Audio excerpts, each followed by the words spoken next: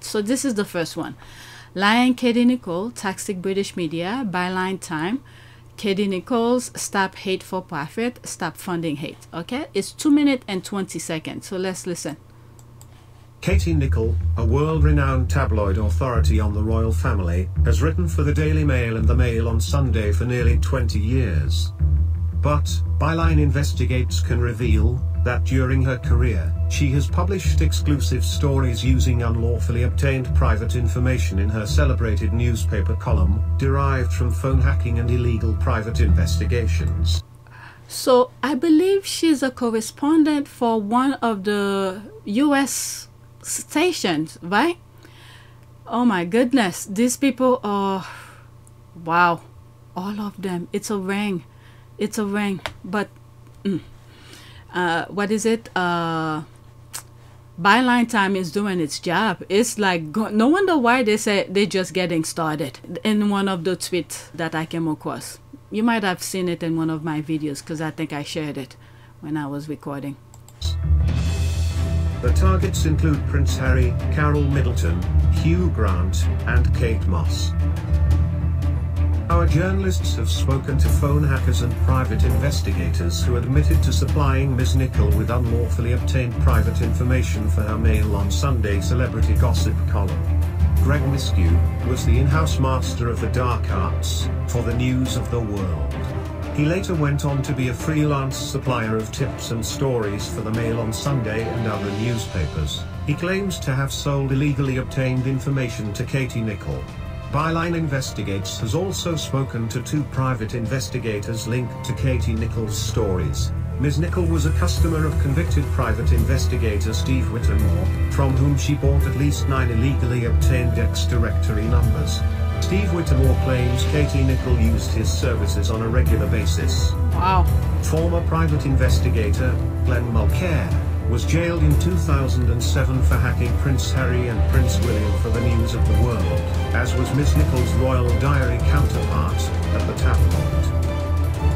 But in January this year, Mulcair, who is now a whistleblower, told Byline Investigates that in 2005 to 2006 he was also supplying voicemail transcripts to the Mail on Sunday.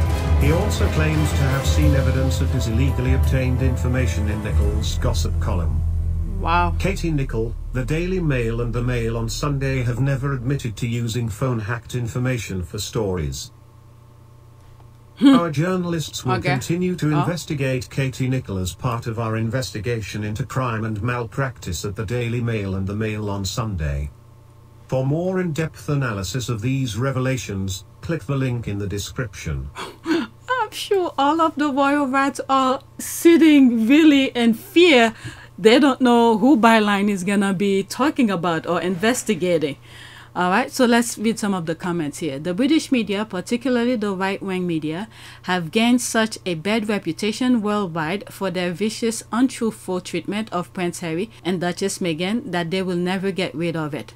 Every other stories in these newspapers will be seen through this lens. So cool of Byline Time, there's the laugh, get him and whoever is leaking from Charles Kemp, that evil mom of William Parker Bowles. Okay, thank you for this. She built her career on stealing information and lies per Byline Investigate. Right, she's a liar, so not a very reliable source of information. She's always been a lying liar since the Diana days, and nothing has changed. She's even worse now. Shaking my head, expose her. Karma is a bit. Alright, so let's go to the next tweet. There's more comment, but let's move on. Still about royal rats. Okay, so there's this here. I think it's making reference to Harry and Meghan being in Vegas. Okay, Meghan Markle dancing, attending concert, and associating with famous friends bother people like Raymer because it shows that Meghan is free and happy. They fail in their quest to make her unhappy and fearful of the outside. In their minds, Meghan's freedom and happiness mean that she won. Alright, so who is Royal News Network? Alright, so that's a screenshot. Okay, does Meghan do anything besides dance and concerts? For me, it's very important to once you hit the ground running, even if you're doing it quietly behind the scenes, which is what I've focused my energy on thus far, is meeting with the right people, meeting with the right organizations behind the scenes quietly, learning as much as I can so that I can maximize the opportunity we have here to really make an impact. Okay, does Megan do anything besides dance and concerts? You know, a year ago we met some of the families, not all of them. At that time, it was impossible to not be in tears, as I'm sure so many of you have been today hearing these stories. You can hear the stories again and again and again. It's still going to have the same emotional impact because it's just that devastating. And as parents, though our kids are really young, at 2.5 and 4.5. If you don't see the difference and understand why it's being reported that way, then I can't help you. I can't. I'm sorry. I just can't. No. We know she's done a lot of other things. But you don't hear when she's doing her work. It's one of those things. You work hard, you play hard. So when she's doing her work, going to different organizations without, you know, nobody knows about it until the project is done. Thank you for this amazing event that Fisher House has put on. I was really fortunate to go and visit one of the houses in Los Angeles just a couple weeks ago. I was really fortunate to go and visit one of the houses in Los Angeles just a couple weeks ago. You don't need to know. So here, we would never know. We would have never known she went to Vegas if other people then share their pictures and videos of her dancing over there, including the Beyonce thing. We will never know. The problem Harry and Meghan have is that they give the media nothing to report but this stuff. I mean, then they told you guys that they do not want to deal with you. I don't know if this part of the list that they made, but they don't have to tell you anything. This is their private moment. It just happened other people were there and took pictures of it. Okay, the accomplishments are so minimal. Oh, please. Oh, please. All right, let me read this in peace so you guys don't get tired of me. Their accomplishments are so minimal and inconsequential that this is what gets traction. If they concentrate on career over obvious attention-seeking activities, they might be bankable. Harry and Meghan are incredibly marketable. I'd call them the new young Obamas. They're going to make an ungodly amount of money. They might be bankable. And you know what? They literally could become billionaires over the next 20 years. If either of them came on Shark Tank, I wouldn't even wait for them to pitch. I'd be like, I'm in, whatever you want, yes, because they are so marketable. They might be bankable. It'll be so easy to develop products and projects for them, with them, and around them. It'd be, yes, yes. Can you hook it up? We see far too much of this stuff and far too little substance. They must be talking with the other brother. You know, the left behind royals. Why would you hire Meghan when she'd rather dance at a concert than produce a series of podcasts? That's not your job. That's for her.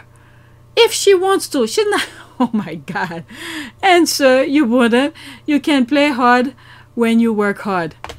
Oh my goodness, these people have something so minimal, but these idiots are reporting on it. These clowns need to stop. They are jokers. Cackling. Raymer is a clown, so it's always best to LOL at her. This white woman tweets about the Sussex daily, even though her whole niche is supposed to be about European royals. Her obsession and jealous of them comes out in every tweet. She would be parked outside of their Montecito house if they could. So there's my comment here 6 hours ago. Did Harry and Meghan wanted the media to report on them? Then the British media get the memo? They didn't want to deal with them. They are doing their thing, aka minding their business. British media are really crazy. All right.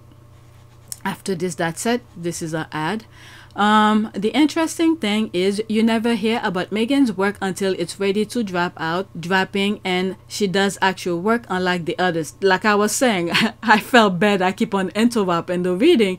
Yeah, that's what I was saying. The public then know about Grenfell and smart work until the dropped. All right, so that's that.